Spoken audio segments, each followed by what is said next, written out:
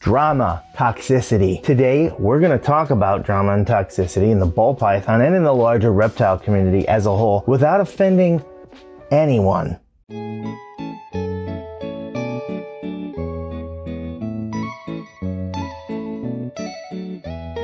Drama and toxicity in our community. You hear about it a lot. Everybody's going at each other's throat about this is right, that's right, you better do it this way or else. A lot of that noise, right? So today we're gonna get right into it. We're gonna talk about a few different examples of controversies, because controversies is where that toxicity would stem from. It's the seed, so to speak. In a way, controversy is not a problem because it really just stems from having a disagreement on how to do something typically. We're going to talk about these three examples of controversy that can breed toxicity and vile anger in our community. And then I'm going to go into why I think that it's not so much those controversies that's the issue and why it's the extremism that is really the issue. And I'm going to wrap it up by talking about some positivity in our community that I have personally experienced.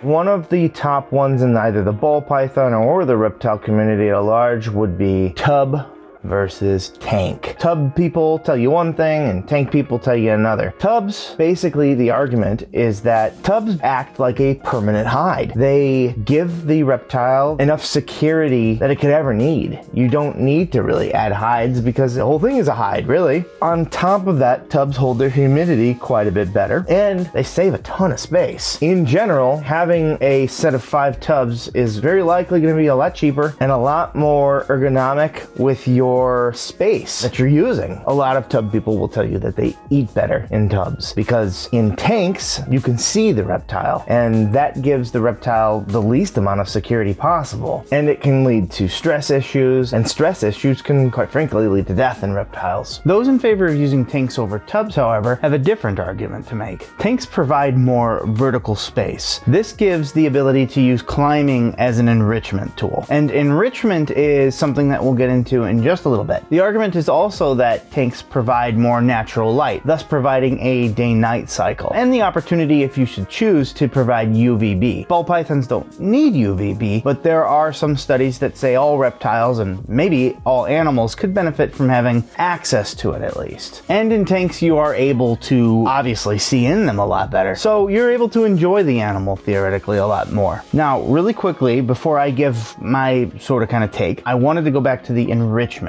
question. Enrichment itself is not so much of a hotly debated topic, but there is some debate whether they need it or not. Do they need it? No, they do not need it. They can live long lives without it, and enrichment can be really defined in a lot of different ways because, to me, enrichment could be climbing, but if you think about the natural habitat of a ball python, they can have access to trees, but for the most part, some ball pythons may live their entire lives maybe not really even encountering a tree, and I would argue that most of them probably wouldn't climb trees. In Dave Kaufman's ball python movie that he released on YouTube, he had asked a lot of the locals whether they'd ever even seen a ball python in a tree, and they said no. I also have heard on the flip side that they have been found in trees and that they have been found to opportunistically eat birds. I would say that that is more speaking to the adaptability of a ball python though, not that they are regularly hunting birds in trees. That's not their regular stick. They are typically ground dwelling snakes that like to hide, but they're very adaptable. They will use vertical space if you give it to them. So if you want to, go for it, but I don't think that that's a necessity because, as I alluded to earlier, you can get enrichment without having height, and who's to say that you can't get a tub that has height? But enrichment can look like cork bark that they're able to go through. There can be lots of foliage in there. Even in a small tub you can still put a lot of fake plants that they're able to make their way through. Even larger snakes would be able to do this, but either one could achieve enrichment. But in the end, where am I? What do I think on all this? Well, if you watch the channel, you know I keep most of my animals in tubs. I think that tubs provide more benefits than do tanks. Does that mean that tanks don't work? No, they can work fine. And in fact, I think that there's a good way to do tanks, and that would be to black out all the sides except for one. Try to cover the top as much as you can. That will prevent humidity from escaping. You can do that with Glad Wrap. That gives some security to your animal. Sometimes you'll hear people that are attacking people who are more pro-tank, that the animal suffers because it does not get the security that it needs, and then it stops eating, and then it dies. And that can happen, but I don't think it's every time. The other argument I see for tanks is that it can provide light, like UVB light, or just in general. And I do agree with the idea of light being in the room, but you can still achieve that in a tub. They can see when the room's light is on. They're gonna be able to see it coming through the cracks. So leave the room's light on during the day. In the end, tank versus tub, I don't think it's that really big of a deal. Provide the care that is necessary for your animal. So in the words of Billy Rowe from Mutation Creation, do what works for you.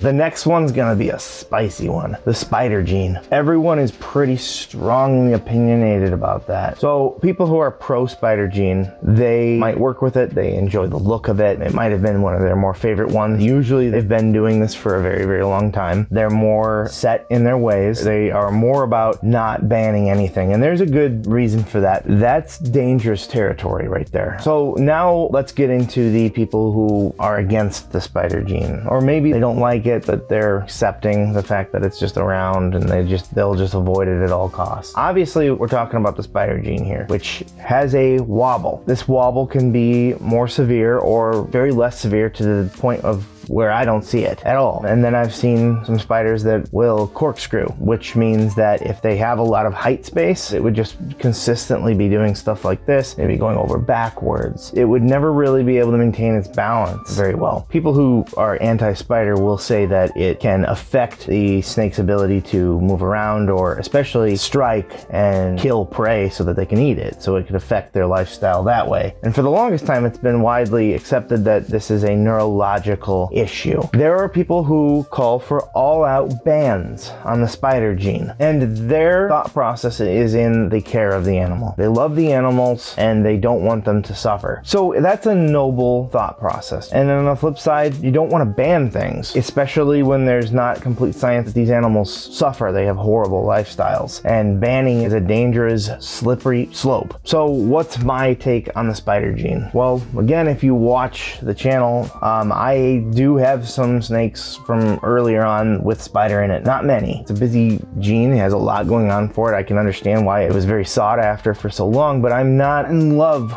with what it does. It kind of reduces the pattern, similar to Inchy or something like that, but kind of in a more chaotic form. It looks like a few genes together. It looks almost like a Super Inchy and Calico put together. It even has some head pattern, unique head pattern, so it does a lot. In a way, I kind of don't like that. Not in everything. I much prefer what bamboo does. To me, it's just as powerful, but it doesn't have any of these controversies that come with it. But realistically, I do not plan to get any more spiders. I never planned really to get a spider. Eventually, I will very likely move on from the 2 females I do have. With that being said, the spiders that I have produced, every single baby is fine, and I cannot tell that there's any wobble at all. I do not think that spiders should be banned. What I think should happen is what is happening. Vote with your wallet. Don't buy them if you don't like them. The price on spiders has monumentally plummeted, and I know that in general a lot of prices have gone down, but spiders lower the cost of snakes. In fact, I have a harder time selling them because it's in there. Would I ever knowingly, purposefully get spider again? Not unless it had a really good gene in it, and that's my own personal preference. I don't have a problem if people want to work spider. I also think it would be very wise not to get spiders in your males, and the reason for that is because it will always have a chance whenever you breed that male to spread 50% of the time, and if you breed males more than once, well, you're gonna get that each time. But it has always been a way to get an animal for cheaper because it has spider in it, and then eventually you just try to work that out. I really think that there needs to be like an understanding. People who are anti-spider, the core of it is that they love the animal. At the same time, people who are pro-spider, the core of their argument is that they're anti-banning things. And I think both of those are noble causes. Understanding the core of it, of the argument, is, I think, very important. Quick side note though, before we move on, it has recently been discovered that spiders, it might not be a neurological thing. It looks like it's actually an inner ear deformity. So they have no sense of balance because of this. Does that make it better if it's an inner ear deformity rather than a neurological one? Well, I don't know. I mean, that's up for people to their own opinion, really. I feel like it would make it a little better. I would rather have a physical deformity of my ear rather than my brain. You know, you be the judge. Another controversial opinion that I see attacked quite often unfairly maybe sometimes not, would be attacking reptile influencers or YouTube creators. And a lot of people probably already know I'm going to mention Brian Barczyk. Let's not even talk about his most recent issues, but that besides that, go back in time a year and a half or so, Brian was a polarizing figure in the reptile community. I think for the most part, he's more beloved than people dislike him, but when I see people dislike him, they hate him, like with vile vigor. Now, the reasons for the hatred of him or other ones like Jay's Prehistoric Pet or even Nerd or Chandler's Wildlife, there's a lot of them I could go into that are maybe you could say controversial. The point of it is that maybe they made a mistake, and because they're so open with their lives, that mistake was shown on camera. A lot of these mistakes were from decades, if not longer. Certainly a mistake can be called out, and a lot of that would be between maybe caging of animals that might be in certain tubs that might need a little bit of a bigger environment, or taking bites. That was quite a bit of a thing back in the day on YouTube. Maybe feeding videos and such like that. They got a lot of views and a lot of people wanted to see them. Nowadays it's thought of as something negative, at least for our point of view in the reptile community, because seeing something do that strikes fear into people. This was a while ago and these people have changed. You know, these people have paved the road. I talked about this in a video about Brian when it was discovered that he had cancer. Early explorers, they aren't going through the best path because that path has never been made. They're making the path. So as they're going, they're gonna hit bumps, make mistakes. They're gonna have to go around things. There might be a lake in the way. You get the picture. There's no one to model themselves after. And then when we come along after that and we see the path that they made and we said, hey, stupid, you could have just gone this way and saved yourself a lot of time, or look at this, because you went that way, some animal died or something like that. It's really easy in hindsight to say these things. These people trailblazed and they made mistakes along the way, and that's going to happen, and you're going to make mistakes too. Now, on the flip side, there are some YouTube channels out there that I might have certain opinions on that might still do what I was talking about, where they court the bite and whoa, it's interesting, right? And it is, it gets clicks. I hear about it from friends that don't really like snakes and they're like, oh my God, and then they're scared of snakes. That's my argument, is that that's why they're weary around snakes, because that's what they see. It's a select quick example of an animal that's mad for some specific reason. Maybe it's irritated, maybe it's just a very defensive animal, or maybe it's on eggs, something like that. So I'm not going to call out names. It's just my personal opinion that I just don't feel like that represents the reptile community all that well, but there are ones I will call out because they're not even really people. They're just faceless organizations. And I struggle to say this because you're probably going to go look it up, and that would be reptile fight channels. Fuck them. They're wretched. To put a toad, a spider, a scorpion, a snake, and a bunch of other random animals that might never even meet each other in the wild in a small box that's this by this, and then say go, and then watch them all murder each other, and usually the toad wins because they eat everything. Screw these people. I understand things have to eat, but why the heck are these serial killing people doing this? And again, I kind of understand why people might morbidly want to watch that. There's a curious morbid side to everyone, but stop. Like, it's disgusting. And I'm not talking about feeding videos here, and I don't think there's any problem with it in an educational sense, but this isn't feeding. You could feed a toad far more helpful things than a scorpion that's going to sting the hell out of them. This is about watching animals hurt each other and see who the victor is, like it's some sort of robo fight. It really pisses me off, quite frankly, that that's allowed on YouTube. So that's one thing I'm completely against. With reptile YouTubers or YouTube channels, it's kind of a mixed bag. It just really depends on the content. I think for the most part, there's a lot of people that should just understand. I think that is the case. People should just come together and understand. You don't have to like somebody. You can say, that they did was bad or whatever. But I don't like the fact that someone would ever say they hate someone over something that they did decades ago, or even a mistake they made or might still be making in ignorance. Maybe they don't even agree with you and say, I don't think that's a mistake. I think that's good. There should be conversation. Again, you're noticing a common theme here, conversation. But the reptile fight channels, get out of here.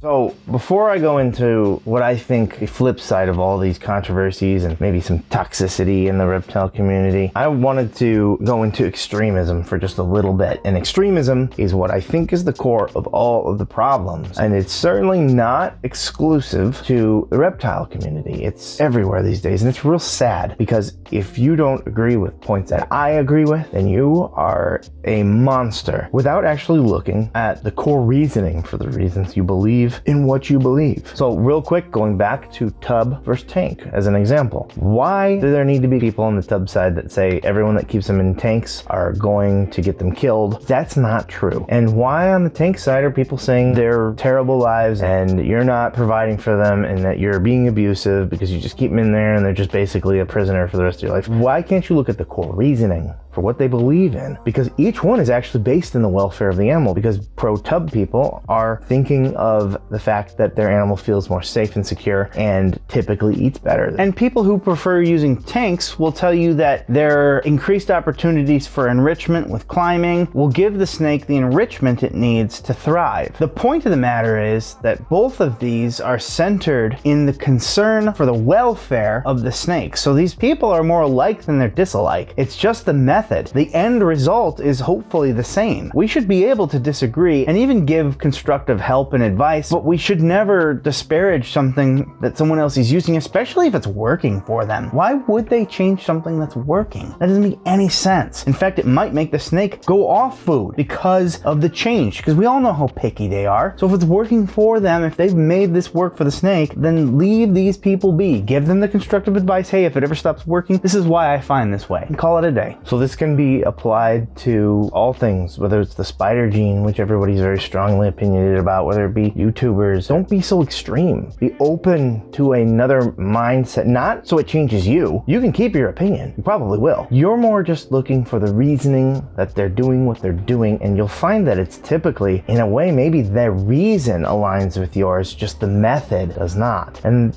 that's, I think, how we really should come together as a community. And that's a perfect segue into my last part of this video, and that would be the real side of the ball python, or honestly the whole reptile community. And that would be one of extreme positivity. So extremism does exist, but they're loud. Most of the people are really cool, and it is the actual only thing that I've actually experienced. I haven't experienced it as negativity. Positivity, I've seen it. I've been there in person. I watched the reptile community come together, and I saw a moment at the NARBC auction in March that didn't leave a single dry eye in the audience. I wish I was there with you, and you guys are all just absolutely amazing, and the love I'm feeling now is going to get me through this, man, so I love you guys.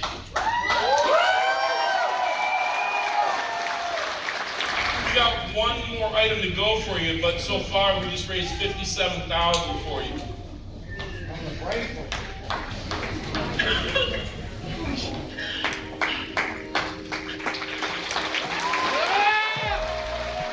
It's really heartwarming to see the community come together in that. I've seen most recently someone who we know and have put on our channel, Joseph Flynn of Flynn Reptiles. At the NARBC show in St. Louis, he got a call that no one wants to hear. His entire facility burnt down and every single animal was killed. That's enough to make people just be done. He's such a wonderful human being. He will talk to you and it's so genuine. He has a passion that is contagious, and he lost pretty much everything except for what he brought with him to that show, I imagine. The community has come together to try to help him be able to rebuild. And on that, we'll put a GoFundMe link in here. I hope that you can spare maybe even $1 for him, because he's a very good person. He's very fun to talk to. And it's always heartwarming to see people come together around people like him. And remember, he's not up there with a bar check level. That's why I want to mention him. It kind of shows you that they care about you on whatever level you are. And basically, I'm saying that there is a whole ton of generosity and togetherness in the ball python community. I think the biggest common theme here is that we're all passionate, and passion is wonderful, but passion can be a weapon. It's our jobs to use it responsibly and use it for good, to help each other out, to build each other up as a community. I hope you enjoyed the video. If you did enjoy it, you can actually watch some of our walkthroughs from the Tinley show, where you can see cool breeders like Flynn right here.